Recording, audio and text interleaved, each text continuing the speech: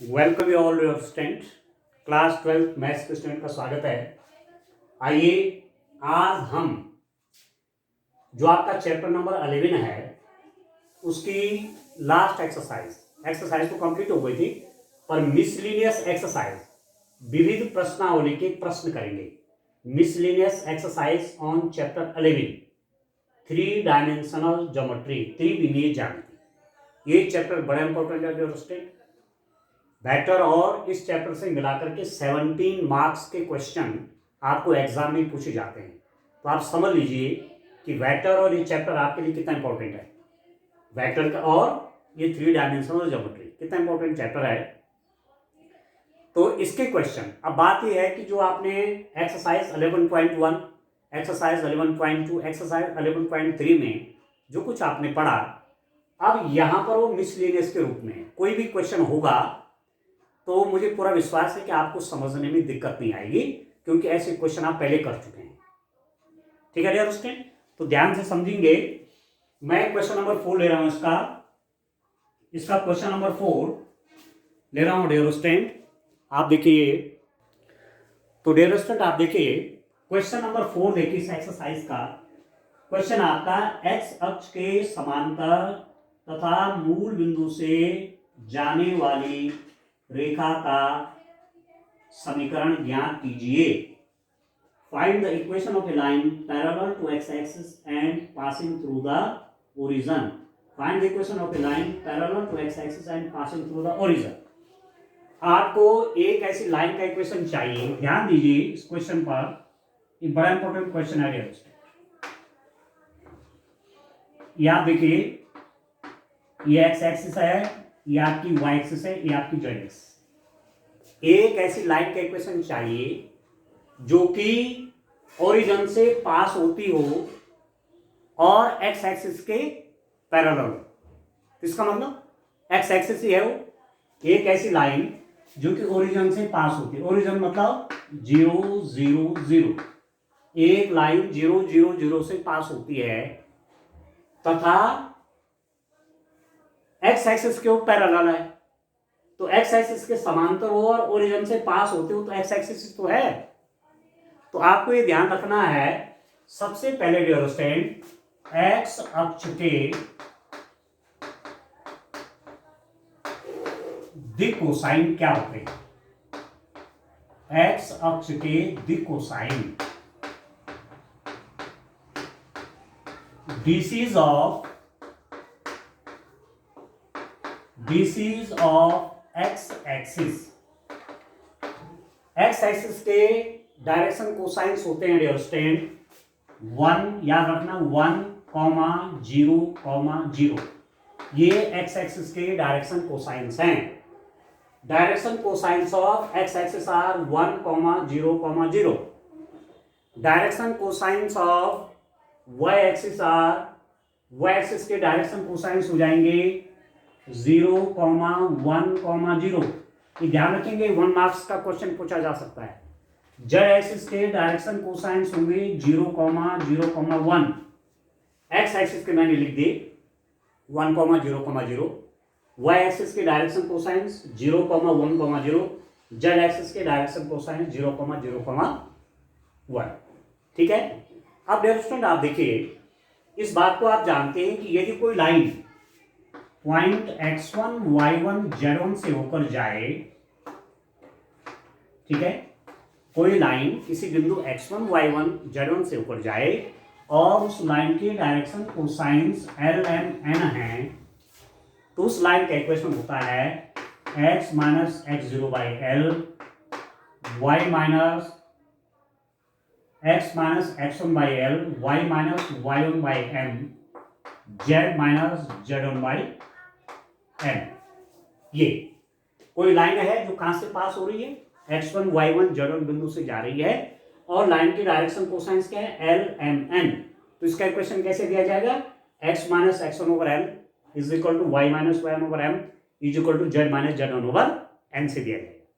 तो अब यहां पर आप देखिए, x एक्सिस का इक्वेशन बोलेंगे या x एक्सिस के पैरेलल कोई लाइन है और ओरिजिन से होकर जाए तो वो एक्स एक्सिस ही है। ठीक है। Equation of a line parallel to x axis and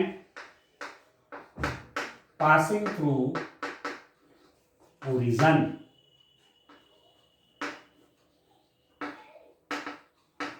ठीक है। x अक्ष के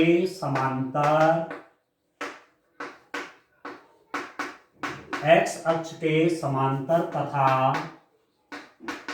मूल बिंदु मीन्स 0,0,0 मूल बिंदु से होकर जाने वाली रेखा का समीकरण क्या होगा डियर स्टूडेंट? आप देखिए, ये आपका x1 y1 z1 है, तो x minus 0 by l is equal to y minus 0 by m is equal to z minus 0 by m. तो x1 y1 z1 ये तो तीनों 0 0 0 है। एल एम एन क्या है? L m n direction cosines हैं, तो एल की जगह x एक्सिस का 1 आ जाएगा, एन की जगह 0 और एन की जगह 0, तो क्या हो जाएगा? x minus 0 by 1, y minus 0 by 0, z minus 0 by 0, या आप इसको लिख देंगे x by 1 is equal to y by 0 is equal to z by 0। इसको याद रखना, 1 मार्क्स का क्वेश्चन आपको एग्जाम में पूछा जा सकता है कि उस लाइन का समीकरण निकालिए जो कि ओरिजिन से पास होती है तथा x अक्ष के समांतर है।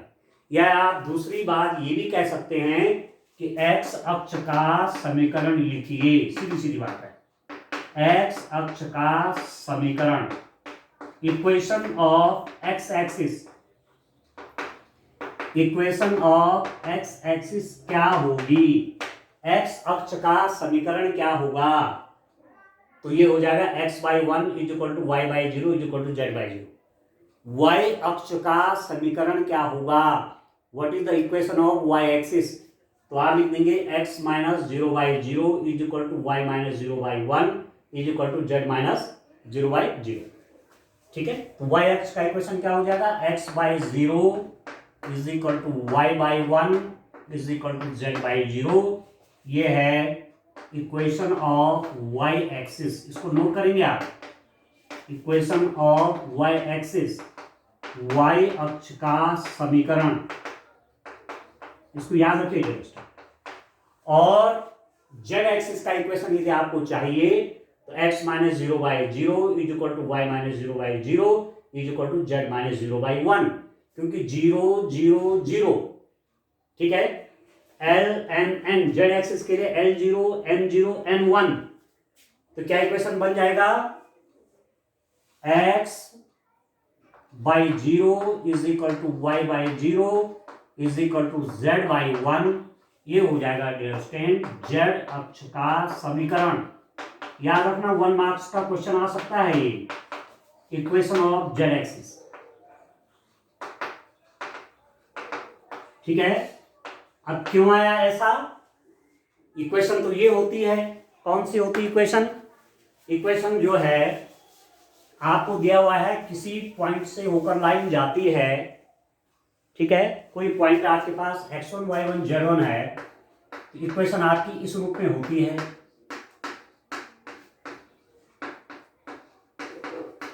एक लाइन जो कि x1 y1 z1 पॉइंट से होकर जाए और लाइन के डायरेक्शन कोसाइन सीधी एल एम एन है, तो लाइन का इक्वेशन ये होता है। जेड एक्सिस या एक्स एक्सिस से आप कह रहे हैं, एक्स एक्सिस कहां से पास हो रही है? 0 0 0, x1 0 y1 0 z1 0। L m n क्या होगा एक्स एक्सिस के लिए? 1 0 0। इक्वेशन आ गया आपके पास एक्स एक्सिस का। ये वाई एक्सिस का इक्वेशन, वाई एक्सिस भी ओरिजिन से पास होती है, वाई एक्सिस भी मूल बिंदु से होकर जाती है, तो x1 0 y1 0 z1 0। Y axis के डायरेक्शन कोसाइंस क्या हो जाएंगे? 0 1 0। इक्वेशन बन जाएगा x by zero is equal to y by one is equal to z by zero. ये मैंने यहाँ लिखा हुआ है। जेड एक्सिस कहाँ से होकर पास हो रही है? जेड एक्सिस भी ओरिजिन से पास होती है, इसलिए x1 y1 z1 जीरो हो गए और डायरेक्शन कोसाइंस क्या हो जाएंगे जेड एक्सिस के? 0 0 1। तो इक्वेशन बन जाएगा x by zero is equal to y by zero is equal to z by one. बस ये है डियर स्टूडेंट। तो ये चीजें आप ये तीन चीजें याद रखेंगे, ठीक है। अब यहां पर प्रश्न ये था कि x अक्ष के समांतर तथा मूल बिंदु से होकर जाने वाली रेखा का समीकरण, अर्थात वो x अक्ष का समीकरण ही पूछ रहा है आपसे। Equation of a line which passes through origin and parallel to x axis mean that is x axis actually. ठीक हो गया? ठीक है डियर स्टूडेंट। तो ये x एक्सिस का इक्वेशन है, ये y एक्सिस का, ये z एक्सिस का है। इसको आप तैयार करिए, 1 मार्क्स का क्वेश्चन है। चलिए और एक बात आपको और तैयार करनी है जो मैं आपको पहले कह चुका हूं, x एक्सिस के डायरेक्शन कोसाइंस 1, 0, 0, y एक्सिस के डायरेक्शन कोसाइंस 0, 1, 0, z एक्सिस के डायरेक्शन कोसाइंस 0, 0, 1। ये भी आप ध्यान रखेंगे। चलिए अब नेक्स्ट क्वेश्चन देखते हैं, क्वेश्चन नंबर 5। तो इस रूप में डियर स्टूडेंट क्वेश्चन आप करें। देखिए हमने पहले सब किया हुआ है, अब मिसलिनियस आप कर रहे हैं। कहने का मतलब हुआ कि एक प्रैक्टिस आपकी हो जाएगी बढ़िया से, जो आपने पहले पढ़ाई की हुई है उस पर डिपेंड क्वेश्चन ही इसमें होने हैं। नेक्स्ट क्वेश्चन मैं रीड करता हूं, आप भी अपनी बुक देखें। नेक्स्ट क्वेश्चन है क्वेश्चन नंबर 7 देखता हूं डियर स्टूडेंट। क्वेश्चन नंबर 7 आप अपनी बुक में भी टिक करते रहें। क्वेश्चन नंबर 7 आप देखें। क्वेश्चन नंबर 7 है आपका, बिंदु 1, 2, 3 से जाने वाली तथा तल r dot i plus 2j minus 5k plus 9 is equal to 0 पर लंबवत रेखा का सदिश समीकरण ज्ञात कीजिए। Find the vector equation of a line passes through 1, 2, 3 and perpendicular to the plane r dot I plus 2j minus 5k plus 9 is equal to 0। ये है आपका, कितना इंपॉर्टेंट है देखिए। एक पॉइंट से होकर, एक बिंदु से होकर, पॉइंट आपको दे रखा है उसके, पॉइंट क्या दिया हुआ है? पॉइंट है आपके पास 1, 2, 3 इको पॉइंट है। इससे होकर जाने वाली तथा एक प्लेन का इक्वेशन दिया हुआ है, एक तल का इक्वेशन दिया हुआ है r dot i plus 2j minus 5k plus 9 is equal to 0। ये प्लेन का इक्वेशन है। बिंदु 1, 2, 3 से जाने वाली तथा तल r dot i plus 2j minus 5k plus 9 is equal to 0 पर लंबवत रेखा का सदिश समीकरण ज्ञात कीजिए। कितना इंपॉर्टेंट क्वेश्चन है ये, ठीक है। क्या हो रहा है, उस लाइन का इक्वेशन चाहिए जो कि इस पॉइंट से होकर जाए। क्वेश्चन ध्यान से समझिए। Find the equation of a line which passes through the point this and that line is perpendicular to this plane. ये तो बोल रहा है वो लाइन जो है इस तल पर लंबवत है। ये प्लेन का इक्वेशन है, r dot m is equal to d, ये प्लेन का इक्वेशन है। और आपको लाइन का इक्वेशन चाहिए। कैसी लाइन का इक्वेशन? जो कि किस बिंदु से ऊपर जा रही है? 1, 2, 3 से ऊपर जा रही है तथा इस प्लेन पर परपेंडिकुलर है। अब इस प्लेन पर जो लाइन परपेंडिकुलर होगी वो कैसी होगी? ऐसी। ये माना लाइन है, आपको दिख रहा होगा ये, तो ये प्लेन है, माना इस प्लेन का इक्वेशन ये है। इस समतल का समीकरण, जो ब्लैक बोर्ड है ये समतल है, इसका इक्वेशन ये है माना। तो इस पर लंबवत है ये लाइन जिसका इक्वेशन आपको चाहिए। ऐसे ये आप देख रहे परपेंडिकुलर लाइन है, ठीक है। ये तो ध्यान दीजिए कि इस प्लेन पर जो परपेंडिकुलर है, आप r dot n is equal to d से इसकी तुलना करिए तो यहां पर नॉर्मल वेक्टर क्या होगा? r डॉट n, ये नॉर्मल वेक्टर है। इस तल पर ये जो प्लेन का इक्वेशन है इस पर नॉर्मल वेक्टर कौन है? ये। इस तल पर लंबवत सदिश कौन है? ये। क्योंकि r dot n is equal to d में ये n होता है, ठीक है, तल पर लंबवत सदिश, ठीक है डियर स्टूडेंट। तो आप देखिए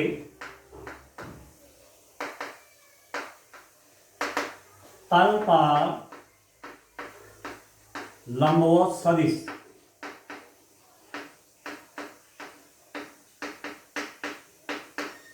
कितना हो जाएगा डियर स्टूडेंट, तल पर लंबवत सदिश नॉर्मल वेक्टर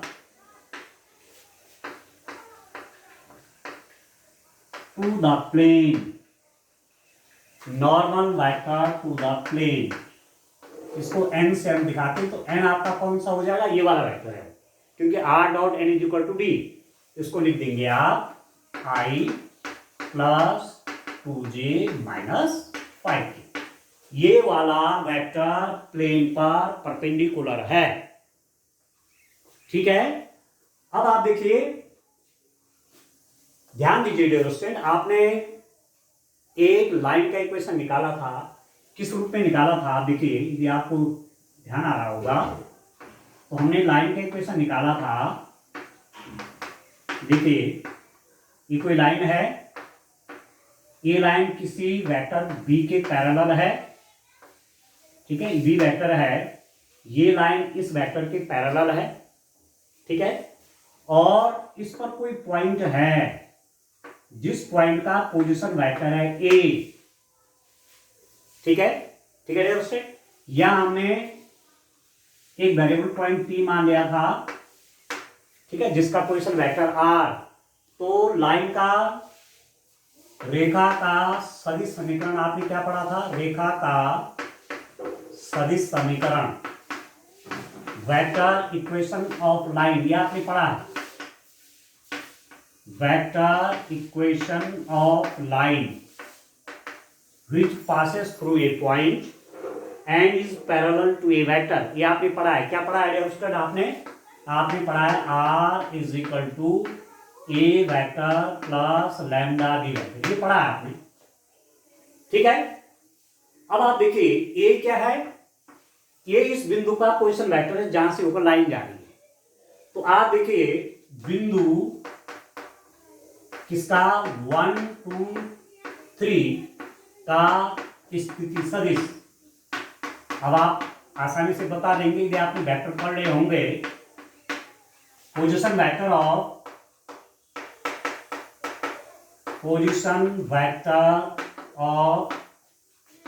पॉइंट 1 2 3, 1 2 3 का पोजीशन वेक्टर कैसे निकलेगा, ए वेक्टर हो जाएगा i, ठीक है, इसको i से मल्टीप्लाई प्लस इसको j से मल्टीप्लाई 2j प्लस इसको k से मल्टीप्लाई हो जाएगा 3k।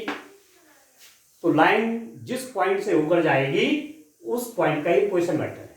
अब ध्यान आप दीजिए कि हमको लाइन का इक्वेशन चाहिए और वो लाइन इस प्लेन पर परपेंडिकुलर है, ये प्रश्न। ये जो लाइन जो इस बिंदु से होकर जा रही है इस तल पर क्या है, लंबवत है। The line which is passing through this point and is perpendicular, the equation of the line, we have to find the equation of a line which passes through this point and is perpendicular to this plane, ठीक है। अब मैं आपसे कह रहा था कि माना ये ब्लैक बोर्ड का तल है और ब्लैक बोर्ड के परपेंडिकुलर लाइन का इक्वेशन चाहिए। एक ऐसी लाइन जो ब्लैक बोर्ड पर क्या है, परपेंडिकुलर है इसका। और दूसरी बात हम कह रहे थे इस प्लेन के इक्वेशन में ये जो है ये नॉर्मल वेक्टर है, प्लेन पर नॉर्मल वेक्टर ये है, और लाइन उस लाइन का इक्वेशन चाहिए जो प्लेन पर नॉर्मल है, जो प्लेन पर अभिलंब है। तो आप देखो ना, प्लेन पर नॉर्मल वेक्टर कौन है, ये, और लाइन का इक्वेशन भी, लाइन भी प्लेन के परपेंडिकुलर है, नहीं है, इक्वेशन ही उस लाइन की चाहिए जो कि प्लेन के परपेंडिकुलर है। तो लाइन का इक्वेशन, लाइन तो प्लेन के परपेंडिकुलर है और ये नॉर्मल वेक्टर भी प्लेन के परपेंडिकुलर है। इसका मतलब क्या हुआ कि ये जो परपेंडिकुलर वेक्टर है प्लेन पर, ये इस लाइन के पैरेलल हो जाएगा, हो जाएगा नहीं हो जाएगा, दो आ गए नहीं, ये तो ये मैं चौक से मैं दिखा रहा हूं, ये प्लेन पर परपेंडिकुलर है, ये वाला ये, और ये मैं अपनी उंगली से दिखा रहा हूं कि ये उस लाइन का इक्वेशन चाहिए जो प्लेन पर परपेंडिकुलर है। ये दोनों आपस में पैरेलल होंगे कि नहीं होंगे, ये दोनों समांतर हो जाएंगे। और समांतर में आपने देखा है कि पैरेलल वेक्टर्स के डायरेक्शन कोसाइंस प्रोपोर्शनल होते हैं। ठीक है, समझ में आया आपको? तो कहने का मतलब ये है कि वो जो लाइन होगी जिसका समीकरण आपको चाहिए वो इस वेक्टर के पैरेलल, ठीक है। जिस जो जो लाइन प्लेन पर परपेंडिकुलर है वह इस नॉर्मल के पैरेलल है। तो मैं जैसे कह रहा था कि बी क्या है, बी वेक्टर इस लाइन के पैरेलल है। तो क्या इक्वेशन बनता है, r is equal to a plus lambda. तो ए मुझे मालूम है, ए वेक्टर ये है, और बी कौन सा हो जाएगा, बी उसके लिए ये नॉर्मल हो जाएगा। ठीक है, तो आप देखेंगे तल, इसको मैं एक मान लेता हूं, तल ए पर लंबवत सदिश रेखा के समांतर होगा। एक लाइन ये लिख दीजिए, रेखा के समांतर होगा। Vector perpendicular to plane is parallel to line. ठीक है डियर स्टूडेंट, ठीक है ना। तो यहां पर b की जगह आप क्या ले सकते हैं, इस n की वैल्यू ले सकते हैं। इसलिए equation of a line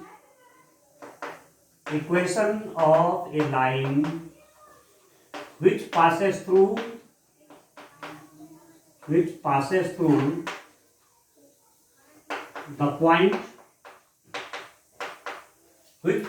the point 1, 2, 3 and is parallel to vector I plus 2j minus 5k। ठीक है, हिंदी में भी लिख देते हैं, रेखा का समीकरण। ठीक है, लिख देंगे, एक लाइन आप हिंदी में लिख देंगे, रेखा का समीकरण जो कि बिंदु 1, 2, 3 से होकर जाता है, रेखा का समीकरण जबकि रेखा बिंदु 1, 2, 3 से होकर जाती है, तथा सदिश I plus 2j minus 5k पर 5k के समांतर है। 1, 2, 3 से होकर जाती रेखा और इस सदिश के समांतर है। तो रेखा का समीकरण आप लिख देंगे r is equal to a plus lambda b. तो लाइन का इक्वेशन हो जाएगा डियर स्टूडेंट, रेखा का समीकरण आप यहां लिख देंगे, रेखा का समीकरण, इक्वेशन ऑफ द लाइन क्या हो जाएगी, r इज इक्वल टू ए मतलब ये वेक्टर कौन सा है, वो 1, 2, 3 से होकर जाने वाला वेक्टर कौन बन जाएगा, इसको i से मल्टीप्लाई करिए, i प्लस 2 को j से मल्टीप्लाई करेंगे, 2j प्लस 3k, इस पॉइंट का क्वेश्चन वेक्टर ये a बनाएगा, प्लस लैम्डा टाइम्स ऑफ किसके पैरेलल है, वो लाइन किसके समांतर है, रेखा इससे, तो लैम्डा इंटू ये हो जाएगा i प्लस 2j माइनस 5। बस सिंपल सा है क्वेश्चन, बड़ा सिंपल है डियर स्टूडेंट, केवल समझना है ठीक से। r is equal to i plus 2j plus 3k plus lambda times of i plus 2j minus 5k। ये आ गया रेखा का समीकरण। वेक्टर इक्वेशन चाहिए, ये वेक्टर इक्वेशन आ गई। यदि कार्टेशियन इक्वेशन पूछेंगे तो r को आप लिख देंगे xi plus yj plus zk और कोएफिशिएंट को इक्वेट करके कार्टेशियन भी निकल जाएगी, कार्टेशियन फॉर्म में इक्वेशन कर जाएगी। ठीक है ना, तो कितना अच्छा क्वेश्चन है। ठीक है डियर स्टूडेंट, चलिए एक क्वेश्चन और करते हैं, क्वेश्चन नंबर 8 आप लिखिए। इस रूप में डियर स्टूडेंट क्वेश्चन करना है। देखिए क्वेश्चन बड़े अच्छे हैं, ये समझ करके करने पड़ेंगे, कोऑर्डिनेट ज्योमेट्री को ठीक से समझना पड़ेगा आपको। जब आप ठीक समझ जाएंगे तब किसी प्रकार का क्वेश्चन भी आ जाएगा तो आप कर लेंगे डियर स्टूडेंट, ये मेरा मानना है। चलिए क्वेश्चन और देखते हैं। क्वेश्चन नंबर आप देखें, क्वेश्चन नंबर है dear student, question number 8। Question number 8 देखते हैं। देखिए मैं रीड करता हूं क्वेश्चन, आप अपनी बुक में देखिए। बिंदु ए बी सी से जाने वाले तथा तल आर डॉट आई प्लस जे प्लस के इज इक्वल टू 2 के समांतर तल का समीकरण ज्ञात कीजिए। Find the equation of a plane passing through a b c and parallel to the plane r dot I plus J plus के इज इक्वल टू 2। अब यहाँ पर क्वेश्चन नंबर 8 में प्लेन का इक्वेशन निकालना है। ठीक है, कितना अच्छा है। देखिए पॉइंट आपको दे रखा है, कोई बिंदु दिया हुआ है जिससे होकर प्लेन पास होता है। पॉइंट कौन सा पॉइंट है dear student? A b c. इस पॉइंट से होकर कोई प्लेन जाता है और इस प्लेन के पैरेलल है वो are dot I plus J plus के इज इक्वल टू 2। ठीक से क्वेश्चन समझें आप कि ए प्लेन का इक्वेशन चाहिए जो कि पॉइंट ए बी सी से होकर जाता है। प्लेन हमारा किस पॉइंट से होकर जा रहा है? ए बी सी से होकर जा रहा है, तथा वह प्लेन जिसका हमें इक्वेशन चाहिए वह प्लेन आर डॉट आई प्लस जे प्लस के इज इक्वल टू 2 के पैरेलल है, के समांतर है। We have to find the equation of a plane which passes through this point and is parallel to this plane। ठीक है, हमें उस तल का समीकरण चाहिए जो कि इस बिंदु से होकर जा रहा है तथा इस तल के समांतर है।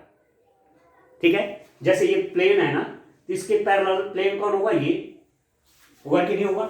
जैसे मैं बुक ले लूं, यहां पर एक प्लेन आपकी ये बुक है, तो एक प्लेन है तो एक प्लेन ये है इसके पैरेलल।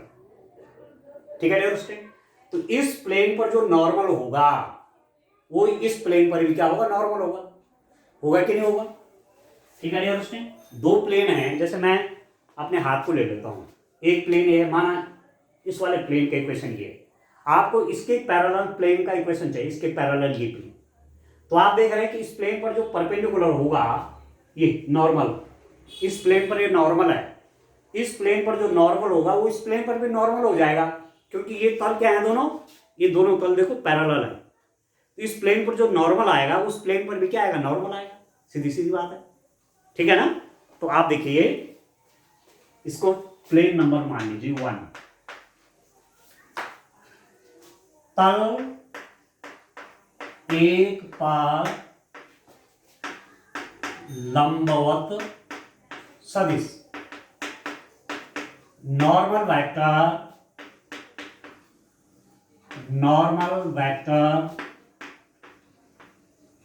To plane 1। आप जानते हैं यदि मैं इसी इक्वेशन को लिख दूं कि r dot n is equal to d, तो ये जो n होता है ये नॉर्मल वेक्टर होता है, एक प्लेन पर क्या होता है? अभिलंब सदिश। तो इसके तुलना करिए तो n निकल जाएगा आपका i प्लस जे प्लस के। ठीक है, तो ये जो प्लेन है इस पर नॉर्मल ये है। ठीक हो गया। अब आप देखिए इस तल या तल एक को लिखे, तल एक के समांतर तल एक के समांतर तल पर भी सदिश n is equal to i plus J plus k अभिलंब होगा। आप समझ रहे होंगे मैंने क्या लिखा?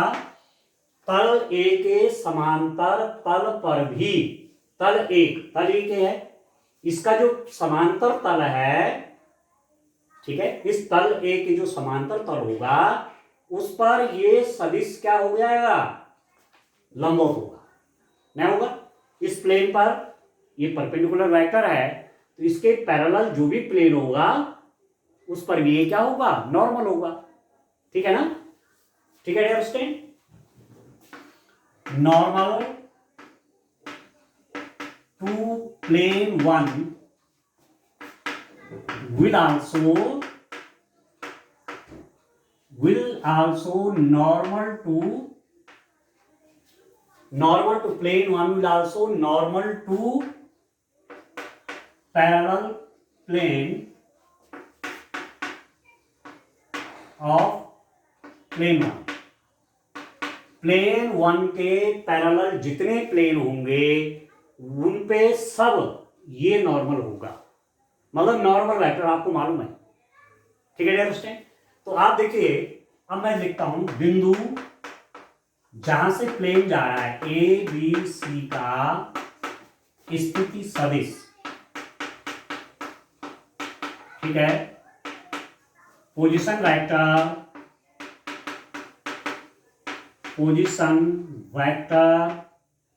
Of point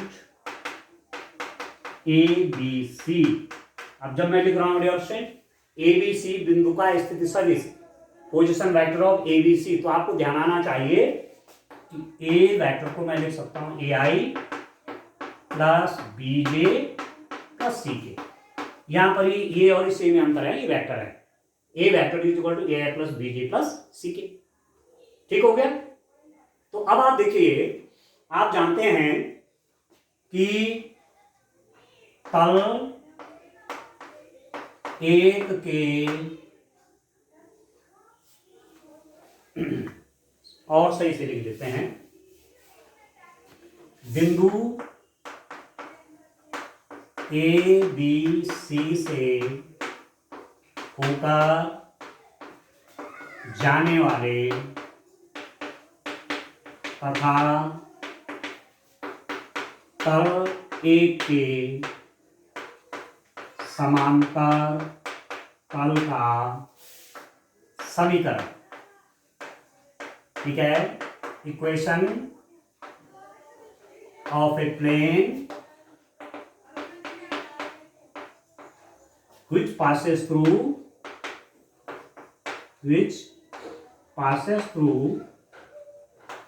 the point ABC and parallel to plane one। ठीक है डियर, मैंने लैंग्वेज में लिख दी कि बिंदु ABC से होकर जाने वाले तथा इस तल के समांतर तल का समीकरण। ठीक हो गया। तो क्या इक्वेशन होगी, आप देखिए, आप अब जरा सोचिए दिमाग में कौन सा समीकरण यूज होगा। ठीक है, तल का समीकरण जब वो एक बिंदु से होकर जाए तथा उस पर अभी लंब सदिश दिया हो, equation of a plane passing through a point and normal vector is given to that plane, तो क्या लिखते हैं, आप जानते हैं r minus a dot n vector is equal to 0। ये उस प्लेन का इक्वेशन है जो कि इस पॉइंट से पास होता है और प्लेन पर नॉर्मल वेक्टर n है, ये प्लेन का इक्वेशन। तो दिस इंप्लाइज दैट क्या हो जाएगा dear student, r minus r तो क्या है, कोई वेरिएबल पॉइंट है, a जो आपका है ए वेक्टर आपका ये, तो r माइनस यहाँ लिख दीजिए ए I plus B J plus C के, इसको ऐसा ब्रैकेट के अंदर बंद कर दीजिए, डॉट एन नॉर्मल वेक्टर कौन है, ये नॉर्मल वेक्टर है उस प्लेन पर भी, आई प्लस जे प्लस के इज इक्वल टू 0। बस ये आ गया प्लेन का इक्वेशन, वेक्टर फॉर्म में उस प्लेन का इक्वेशन ये आ गया student, R minus A I plus B J plus C K dot I plus J plus के इज इक्वल टू 0। कितना सिंपल है। ठीक है, इसी का आप कार्टेशियन निकालना चाहेंगे तो आर को लिख देंगे एक्स आई प्लस वाई जे प्लस जेड के और कोएफिशिएंट को वो कर देंगे, कंपेयर कर देंगे, तो आपको कार्टेशियन फॉर्म में भी प्लेन का इक्वेशन आ जाएगा। या वो करने की भी आवश्यकता नहीं, आर को लिख दीजिए एक्स आई प्लस वाई जे प्लस जेड के, इसके कोएफिशिएंट आई जे के साथ ले लो और डॉट प्रोडक्ट कर लो, तो एक्स वाई जेड में प्लेन का इक्वेशन ले लेगा। ठीक है, तो कितना अच्छा क्वेश्चन ये है कि ए प्लेन दिया हुआ है और उस प्लेन के पैरेलल प्लेन का इक्वेशन चाहिए। ठीक है, तो आपको मालूम है कि इस प्लेन के पैरेलल जब ये है तो इस प्लेन पर जो नॉर्मल होगा वो इस प्लेन पर भी नॉर्मल होगा। इसका मतलब ये एन दिया हुआ है, ये एन दे दिया आपको ये। अब दूसरा ए कहां से मिलेगा, ये दे रखा है कि ये प्लेन इस पॉइंट से होकर जाता है, ये तल इस बिंदु से होकर जाता है, तो वहां से ए वेक्टर निकल जाएगा ए I plus B J plus C के। सिंपल सा आपने इस इक्वेशन में वैल्यू रखी। ठीक है, तो इस रूप में आप काम करें, आगे इसमें और काम करना है। आज के लिए इतना काफी। Thank you, bye bye, have a nice day.